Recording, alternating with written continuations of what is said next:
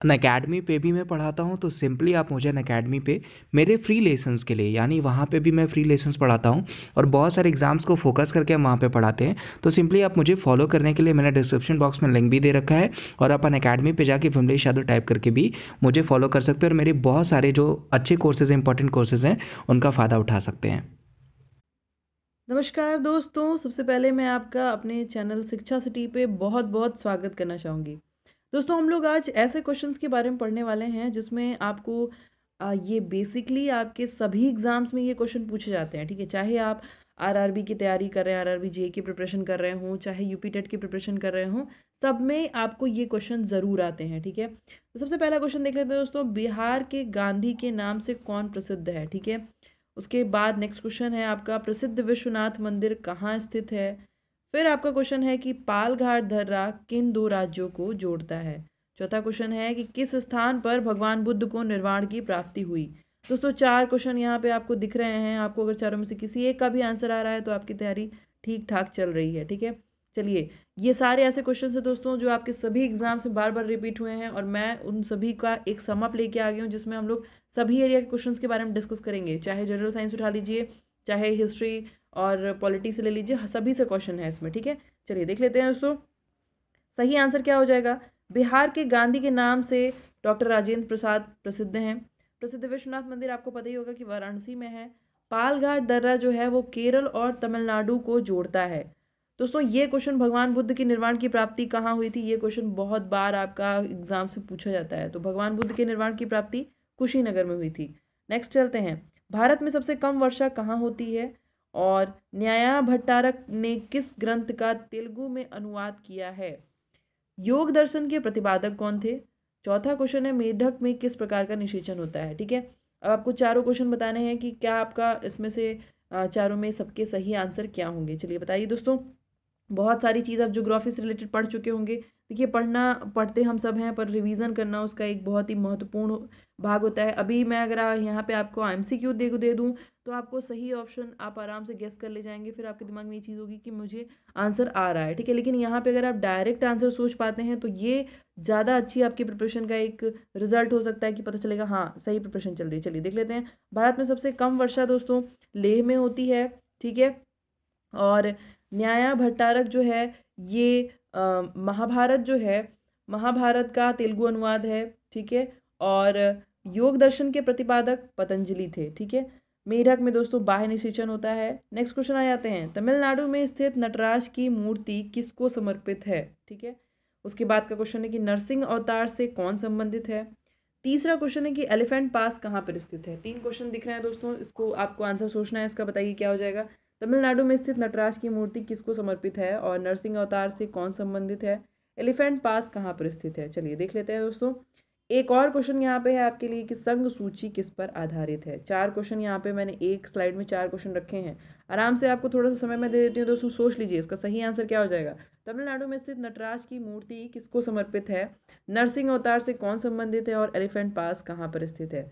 एक क्वेश्चन और है, संघ सूची आधारित है। चलिए देख लेते हैं, तमिलनाडु में स्थित नटराज की मूर्ति दोस्तों शिव को समर्पित है, ठीक है? नरसिंह अवतार से विष्णु जी संबंधित हैं। एलिफेंट पास श्रीलंका में है, ठीक है? चलिए आगे चलते हैं दोस्तों, संघ सूची आपका विदेश नीति पर आधारित है।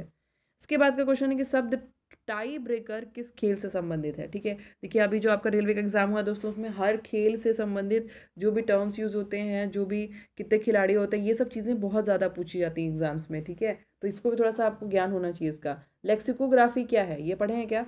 मौलिक अधिकारों का हनन होने पर कहाँ अपील की जाती है? मौलिक अधिकार पे दोस्तों रेलवे में बहुत सारे क्वेश्चन मौलिक अधिकार पे अब बने हुए थे। हर शिफ्ट में एक न एक बार ये पूछ दिया जा रहा था रेलवे में, आपने देखा होगा। मौलिक अधिकारों का हनन होने पर कहाँ अपील की जा सकती है? सौर मंडल का सबसे गर्म ग्रह कौन सा है, ठीक है? चलिए बताइए, चार क्वेश्चन यहाँ पे मैंने आपको दिए हुए हैं। टाई ब्रेकर किस खेल से संबंधित है, लेक्सिकोग्राफी क्या है, मौलिक अधिकार का हनन होने पर कहाँ पे अपील की जा सकती है, उसके बाद है सौर मंडल का सबसे गर्म ग्रह कौन सा है?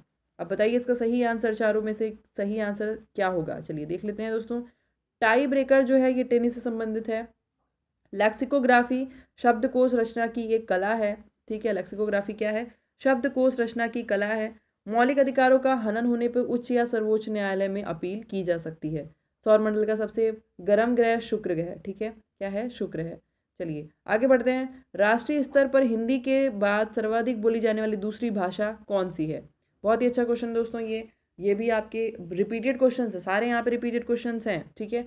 इसके बाद श्वेत रुधिराणु क्या होता है? डब्ल्यूबीसी के बारे में आपने कुछ ना कुछ तो पढ़ा ही होगा, बताइए कि क्या होता है डब्ल्यूबीसी। भारतीय राष्ट्रीय कांग्रेस के संस्थापक कौन थे? तीसरा क्वेश्चन है। उसके बाद दोस्तों चौथा क्वेश्चन है, ये आपका फिजिक्स से रिलेटेड है, चाल बराबर क्या होता है?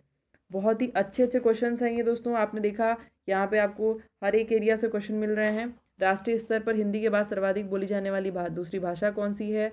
इसके बाद श्वेत रुधिराणु जो है ये आपका क्या कहलाता है, मतलब क्या है श्वेत रुधिराणु? भारतीय राष्ट्रीय कांग्रेस के संस्थापक कौन थे? और चाल बराबर क्या होता है? चलिए देख लेते हैं दोस्तों। हिंदी के बाद सर्वाधिक बोली जाने वाली जो दूसरी भाषा है वो आपकी तेलुगु है, ठीक है, क्या है? तेलुगु है। श्वेत रुधिराणु हम लोग ल्यूकोसाइट्स को भी बोलते हैं, और ये हमारे बॉडी में एज अ सोल्जर काम करता है कि हमारे शरीर में जो भी रोगों से लड़ने की क्षमता जो है डब्ल्यूबीसी के कारण ही हमें आती है। भारतीय राष्ट्रीय कांग्रेस के संस्थापक डॉक्टर A.O. ह्यूम थे, ठीक है। चाल बराबर क्या होता है आपका? दूरी बट्टे समय, ठीक है, काफ़ी इंपॉर्टेंट है ये। चलिए नेक्स्ट आ जाते हैं। किस उद्योग को धुरी उद्योग या उद्योगों का आधार कहा जाता है? बहुत अच्छा क्वेश्चन है ये कि किस उद्योग को धुरी उद्योग या फिर उद्योगों का आधार कहा जाता है। इसके बाद दूसरा प्रश्न क्या है? आंध्र प्रदेश और तमिलनाडु की संयुक्त परियोजना कौन सी है जिसमें चेन्नई को जल आपूर्ति होती है? ध्यान से क्वेश्चन सुनिएगा। आंध्र प्रदेश और तमिलनाडु की संयुक्त परियोजना कौन सी है जिसमें चेन्नई को जल आपूर्ति होती है? तीसरा प्रश्न, सर्वोच्च न्यायालय के मुख्य न्यायाधीश का कार्यकाल कितने वर्षों की आयु तक रहता है? ठीक है, अब दोस्तों आपको तीनों के आंसर बताने हैं। क्या हो जाएगा? कौन सा ऐसा उद्योग है जिसको धुरी उद्योग कहा जाता है या उद्योगों का आधार कहा जाता है? आंध्र प्रदेश और तमिलनाडु की संयुक्त परियोजना कौन सी है जिससे चेन्नई को जलापूर्ति होती है? तीसरा प्रश्न है कि सर्वोच्च न्यायालय के मुख्य न्यायाधीश का कार्यकाल कितने वर्षों की आयु तक रहता है? चलिए देख लेते हैं दोस्तों। धुरी उद्योग हम लोग लौह इस्पात उद्योग को ही उद्योगों का आधार या फिर धुरी उद्योग कहा जाता है, ठीक है। आंध्र प्रदेश और तमिलनाडु की संयुक्त परियोजना आपकी कौन सी है? तेलंगाना है, जिसमें चेन्नई को जलापूर्ति जिससे चेन्नई को जलापूर्ति होती है, ठीक है। इसके बाद तेलंगाना में जो परियोजना है आपकी वो उसी से चेन्नई को जलापूर्ति होती है। सर्वोच्च न्यायालय के मुख्य न्यायाधीश का कार्यकाल 65 वर्षों तक का होता है, ठीक है। चलिए आगे बढ़ते हैं। ग्लिम्सेज ऑफ वर्ल्ड हिस्ट्री पुस्तक के लेखक कौन है? पुस्तकों के लेखक संबंधित बहुत सारे प्रश्न पूछे जाते हैं दोस्तों, रेलवे में तो बहुत बार पूछे गए थे, हर एक शिफ्ट में क्वेश्चन दोहराए जा रहे थे, पुस्तकों पे क्वेश्चन जरूर आते हैं। ग्लिम्सेज ऑफ वर्ल्ड हिस्ट्री पुस्तक के लेखक कौन है? दूसरा प्रश्न, किस बीमारी में मस्तिष्क में सूजन हो जाती है? ठीक है, पूछा गया है कि कौन सी ऐसी बीमारी जिसमें मस्तिष्क में सूजन हो जाती है। क्वथनांक बढ़ता है, कब बढ़ता है, एक बताना है। इसके बाद है विजयनगर आने वाली इटली का यात्री कौन था? अब आपको बताना है कि विजयनगर आने वाले इटली यात्री कौन थे। क्वथनांक कब बढ़ता है, किस बीमारी में मस्तिष्क में सूजन हो जाती है, और ग्लिम्सेज ऑफ वर्ल्ड हिस्ट्री पुस्तक के लेखक कौन है? थोड़ा समय है आपके पास, चारों के आंसर सोच लीजिए, सही आंसर क्या हो जाएंगे। चलिए देख लेते हैं। ग्लिम्सेज ऑफ वर्ल्ड हिस्ट्री पुस्तक के लेखक जवाहरलाल नेहरू है। मेनिंजाइटिस दोस्तों एक ऐसी बीमारी होती है जिसमें मस्तिष्क में सूजन हो जाती है। क्वथनांक कब बढ़ता है? जब दबाव बढ़ता है, ठीक है।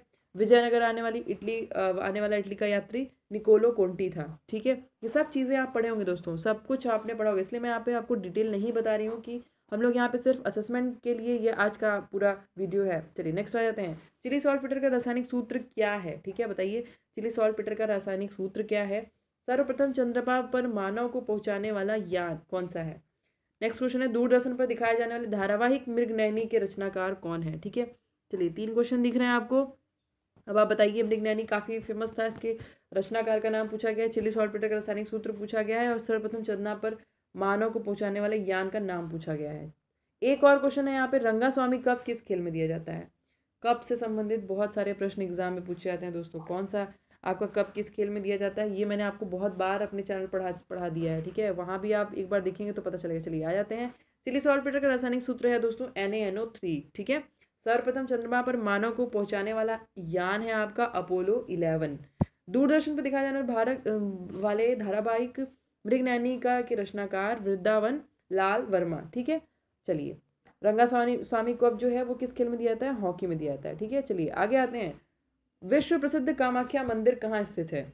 चलिए दूसरा क्वेश्चन क्या है, गर्भवती महिलाओं में किस तत्व की कमी ज्यादा देखने को मिलती है? तीसरा प्रश्न है, एस्बेस्टोस क्या है? उसके बाद का क्वेश्चन है कि मनुष्य का मेरुदंड किससे संरक्षित रहता है। चलिए बताना है आपको अब चारों क्वेश्चन के आंसर्स, ठीक है। बहुत कुछ इधर उधर से बहुत बार पढ़ चुके होंगे, कब से पढ़ रहे होंगे, आज देख लीजिए कितना आपको याद है।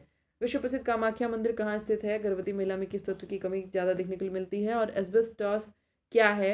मनुष्य का मेरुदंड किससे संरक्षित रहता है? चलिए देख लेते हैं दोस्तों। विश्व प्रसिद्ध कामाख्या मंदिर गुवाहाटी में है। गर्भवती महिलाओं में ज़्यादातर आयरन की कमी देखने के लिए मिलती है। एस्बेस्टॉस रेशा युक्त खनिज होता है। मनुष्य का मेरुदंड हमेशा कशेरुक के कारण सुरक्षित रहता है, ठीक है। चलिए नेक्स्ट क्वेश्चन, कौन सा कर ड्यूटी केंद्र द्वारा लगाया एवं राज्यों द्वारा नियुक्त किया जाता है? ठीक है, बहुत सा क्वेश्चन पूछा गया है कि कौन सा ऐसा कर है जो ड्यूटी केंद्र के द्वारा लगाया जाता है और राज्य द्वारा उसको नियुक्त किया जाता है। दूसरा क्वेश्चन है, देश के उत्तर पूर्वी क्षेत्र में व्यापक स्तर पर बांसों की उपज से क्या परिणाम निकला? ठीक है। तीसरा प्रश्न है कि कन्नौज किस प्राचीन राजा की राजधानी थी? अब दोस्तों तीनों क्वेश्चन के आंसर्स आपको बताने हैं, सोच के बताइए क्या इसका सही आंसर हो जाएगा।